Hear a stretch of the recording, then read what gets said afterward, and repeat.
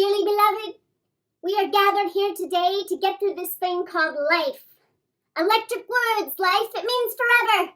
And I'm here to tell you, there's something else. The afterworld.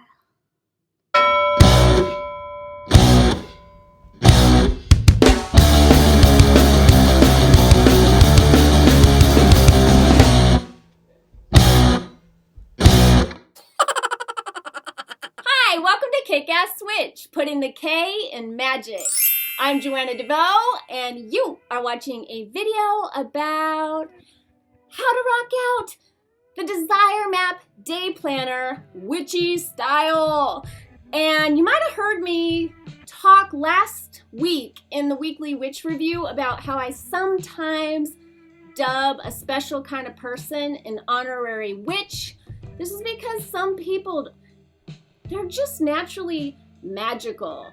They just have that extra little spark in their eye and an extra dose of wisdom, and they just seem naturally witchy. And if you're a fan of Danielle Laporte, I'm guessing that you're probably likely to agree with me that we should all give her the honorary title of witch because she is so witchy. And so it's really fun to share this with you here today. And the reason that I am doing this as part of June's theme of space clearing and spiritual detox is this. Let me share something with you. This is my Kickass Quotes Journal. This is one of many gratitude journals that I own. This is a tarot journal. This is a BizWitch journal for notes, for BizWitchery and tracking money. This is one of many random journals that I own, and I own many, many, many, including my journal. This is my on-the-go journal for when inspiration strikes, when I'm on the road, or in the grocery store, or at the post office. This is my collage/vision board journal, and I could go on and on and on because I am a crazy book nerd, an enthusiastic writer, and a super creative person. So journaling is just something that I do, but it is very, very, very, very busy. It creates a lot of clutter for me, and I have all these different journals, or I did until this happened. I have figured out a way to channel all of that creative energy and to use this journal to do all that other journaling. So it's all in one handy dandy portable place. So that is what gave me the idea to share this with you here today. And I really recommend getting this. I know they are doing an evergreen model. This is the 2015 Desire Map Planner. I don't know if the evergreen model has an astrology section, but let me, before I get into the tips, my 5 kick-ass tips for rocking your Desire Map Day Planner witchy style, before I get into that, let me just say that one of the coolest things about this is that it introduced me to astrologer Ann Ortelli, who is freakishly accurate and super cool. She has a podcast that I think is just called Ann Ortelli. You can look her up, Ortelee. But in the back, toward the back of this date planner, she did a whole breakdown on 2015. And so it was great when I went to plan the year ahead, to plan my editorial calendar, to plan certain things in my life. I could check out the astrological weather for the entire year ahead and incorporate that into the planning process. That's also why I can't shut up about astrology this year, because sprinkled all throughout this date book, it's kind of like a witchy almanac. It has major astrological events as they occur, like all throughout the book. And when I say major, I'm not just saying new moons and full moons and eclipses. It like 3 to 4, maybe even 5 times a week. On the bottom of that day, it'll tell you like this planet is entering this configuration and this trine, sextile, blah, blah, blah, blah. And that's really exciting and interesting. opposite to this page is 2015 holidays. And again, why I think we all need to dub Danielle Laporte an honorary witch is because she has included the Wheel of the Year and the Sabbats. So she's got Imbolc on here and Litha and Mabon. All 8 of them are worked into the calendar just like any old holiday. And I think that is just so fun and cool. So yay, it's already witchy before you pimp this out. This is just something that I have always done. I always, up until this year, have used this journal. I get it every year in a different color. It's very exciting going to Barnes & Noble to figure out what color I'm gonna pick this year. And I did not know in 2014 that this would be the very last one that I ever got. But it was kind of fitting because I graduated to metallic gold and I thought that was super fancy and cool. But little did I know it was the end of an era of this particular date book. But I, over the years of working with this, developed a style. So you may have heard me talk in the past about something called the Unschedule. So instead of scheduling my life and writing things in, I write to-do lists on colorful Post-it notes like this. And then I cross things out as I get them done, and then I write them into my date book. I don't write them in there unless it's somewhere I know I really have to be, like an 11 o'clock appointment. But if it's just a to-do, I don't add it until it is done.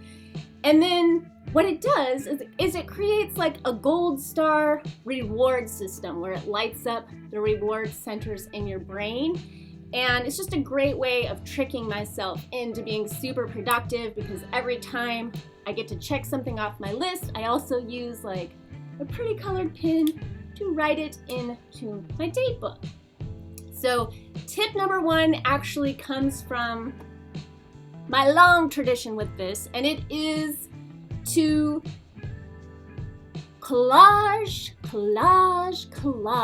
Take your vision board off the wall and put it into your date book where you will be seeing it every day, where you can take it on the road with you. Let me see if I can find a good example to show you one of my old, here. This is perfect, uncluttered. It's perfect for June. I literally just turned to this and there's quite a few in here, so that's perfect. Oprah, of course. Oh my God, this is so crazy. And there are my core desired feelings for 2014. Focused, energized, and free. For those of you who have been following the Psycho-Spiritual Wheel of the Year with me, I started that in 2013, before the desire map was even a thing. But back at that first winter solstice, and we do this every year, I taught people how to identify core desired feelings. This is a technique that I learned a long time ago, I think from Tony Robbins, to just, let's say your goal is to own a red Lamborghini. What you do is you hone in on the feeling that you think owning a red Lamborghini will give you. So maybe you think it will make you feel young. So instead you make your goal to create that feeling of feeling young every day in your life. Maybe you think that car will make you feel free. So free becomes your core desired feeling. And you start looking for ways to create more freedom, or the feeling of freedom in your life. So you take your attention off the object of your desire and onto the desired feeling that you think that it will give you. And of course the desire map has taken this to a whole other level. And if you are doing the Psycho-Spiritual Wheel of the Year, this is a tool that really builds on that. Okay, so that was a whole crazy tangent before we get to tip number 1. But tip number 1 is to rock it out witchy style with the vision boards and the space inside your book, inside your day planner. There's lots of space in here. This is the back of mine. In the back, it's got this cool little pocket for keeping extra little goodies, but there's space throughout, you can see, for doing this. Like, I don't want to share what I've written in here because it's personal, so it's hard for me to go around figure out what to share with you. This one I've already shared with you in a blog post. Pretty cool, right? Be your own hero. This is the start of something wonderful. So tip number 2 and 3 is working with the same section of the date book. So here you have, this is where you're gonna write your to-dos for the day, or your to-dones if you're like me and you're working with the Unschedule. In the bottom here, they're like journal prompts. So my next 2 tips are gonna be working with this bottom section. So tip number 2 is to use the essence and spirituality section. It's like a little box of space. To use that as a tarot journal or oracle cards. If you're into oracle cards or whatever divination that you're into, I pull a tarot card, or sometimes I do a whole spread every morning when I wake up to set the tone for the day. And instead of doing that now in a separate journal, I just write the name of the card down in that section. Sometimes a little whoop. My ring just flew off. Stay. Sometimes a little doodle of the card, but I mainly just write down the name of the card and the key words of that card, or a little sentence or something, and it's awesome. I love it. I love using the essence and spirituality section, which is kind of vague. I think she kind of left it open for interpretation, so that's how I interpret that little box of space, and that's there every single day. Tip 3 is to use the notes section, which is right next to essence and spirituality. It's another little box of white space. I use this, I actually didn't start doing this until a few months into the year, and then once I started, I couldn't stop. I'm a big dream journaler. That's a hard word to say. Journaler, say that 5 times fast, I dare you.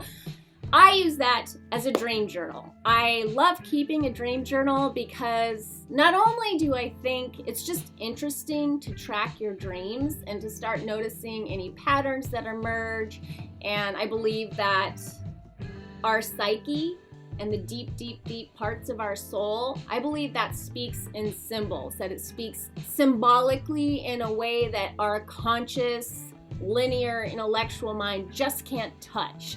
So it takes some interpretation and pattern recognition to start to really be able to receive those messages. But I also believe that in keeping a dream journal, you're more inclined to remember your dreams. I think it sends a message to your subconscious that, yeah, I'm willing to work with you this way, and I'm going to show up every single day to work with you this way. And so you start to remember your dreams. And a lot of people say they can't remember their dreams.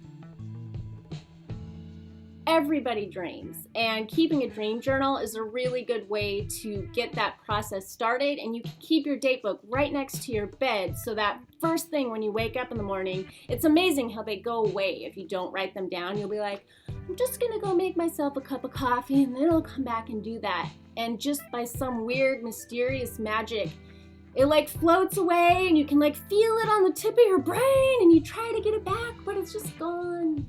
So before I even get out of bed, I like write that down, and it's really interesting. And on the rare days when I can't remember, I usually will just write something about my sleep, like I only got 6 hours of sleep, or the alarm woke me up and scared the crap out of me, and now I can't remember my dream. So that's tip number 3. I would make tip number 4, use your date book as a gratitude journal, but she already has that built in. There already is a section where it says, I am so grateful for, right here at the top. So she already has that built right in, but I can show you right here. Don't look at my stuff. I put a box at the top of the page. It's a square with a dollar symbol in it. And I track my money because this is tip number 4, by the way, is track your money in the big, nice piece of white space across the top that she is dedicated to writing down your core desired feelings every day. Freedom is one of my core desired feelings, and financial freedom is absolutely a part of that. It started out as financial freedom, and I just shortened the word because freedom is something that's important to me across the board. But for sure, financial freedom is a part of that. As a person who unfortunately grew up and into a poverty mentality, it has taken me years to reset this and to step into a new paradigm financially. And one of the ways that I do that is to every single day track how much money I made. And even if you write a 0 for a whole bunch of days in a row, you're still being super present to the reality of what is financially for you, and that is a place of empowerment, because being able to be present to what is incorporates the power of now into your life. And when you're doing that financially, that's really where your point of power is. So you can be like, I only made $35 last week. That's a problem. And it allows you to engage that part of your life in a way. A lot of people are just checked out with their money. They never check their bank balances. They don't track their money. And you can do that really easily with this top section here, because there's just so much space. Do you need that much space to write your core desired feelings? I don't know.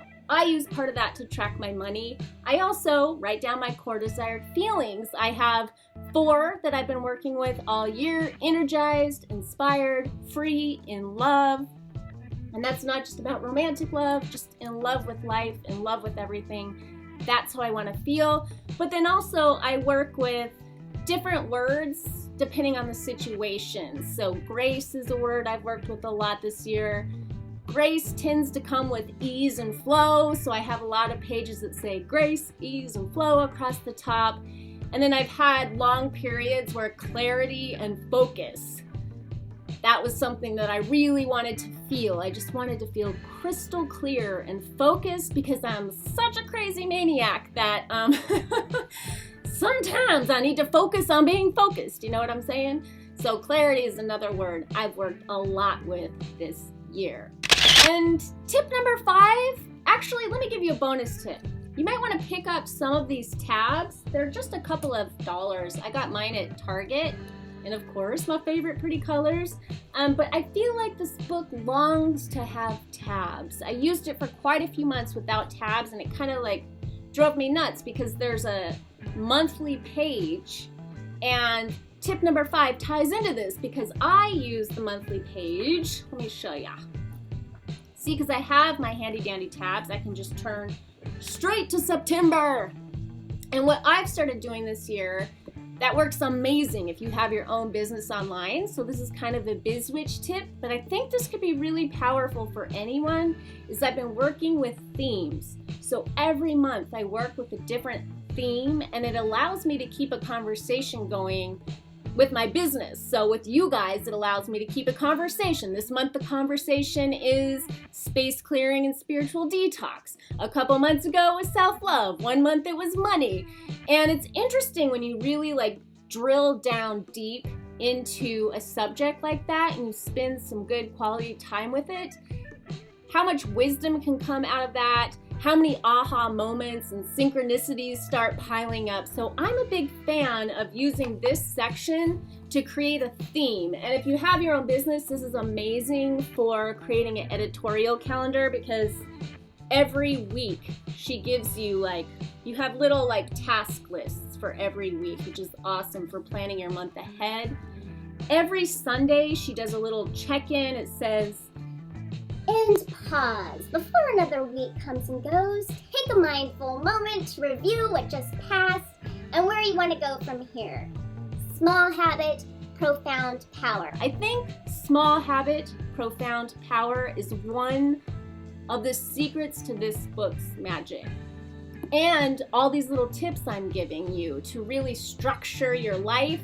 Once you get rituals and habits and structure into place, they become automatic. You don't have to think about them anymore, and that sets you free. That is extremely liberating, and it's only awkward in the very beginning when you're putting the new habit or the new system in place, and then everything starts to flow and click.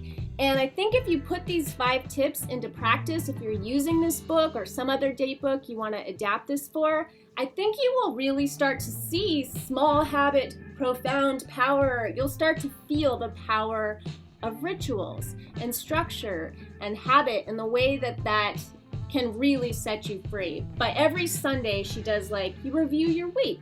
So you'll ask yourself, you know, what the highlights were, what the low points were, how your core desired feelings came into play with that. And then you do one every month. And then coming up is the mid-year review, which is so cool. That one's more in depth, and it gives you a chance to really check in with, in the beginning of the book, she has a section where she has you set your main 3 or 4 core desired feelings for the year, and then my 3 or 4 major intentions or goals for this year. So you have your core desired feelings and then like your goals. And she has you continually check in with that all year round, which is why it works so great with the Psycho-Spiritual Wheel of the Year, because that's so much about creating the kick-ass life of your dreams using the wheel. This book is an amazing accessory to that, and I've just found it's really kept me dialed into my priorities. I set 4 big goals this year, 2 for my business and 2 for my personal life. And I have continually checked in with those goals this year because of this book. And I have had some amazing results. This has been one of the most exciting, deep years of my life. And I definitely attribute that partly to the Desire Map Day Planner. And no, I am not an affiliate. No, I do not get a kickback. No, I do not yet have a relationship with Danielle Laporte. I just love this thing, and I love to share things with you that I think can help you make your own life a little bit more kick-ass, a little bit more witchy, and a lot more fun. And this is one of those things. So if you want to dig deeper into this subject, I've included some pictures and some more thoughts in the blog post that goes with this, and you can just follow the link down below. And until we meet again, much love. Peace.